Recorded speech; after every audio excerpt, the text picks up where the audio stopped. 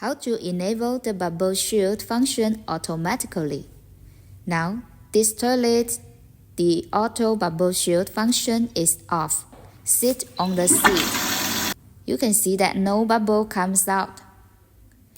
You can use the remote control to press the bubble button, and you can hear the sound. Then the bubble comes out and flash clockwise in the toilet.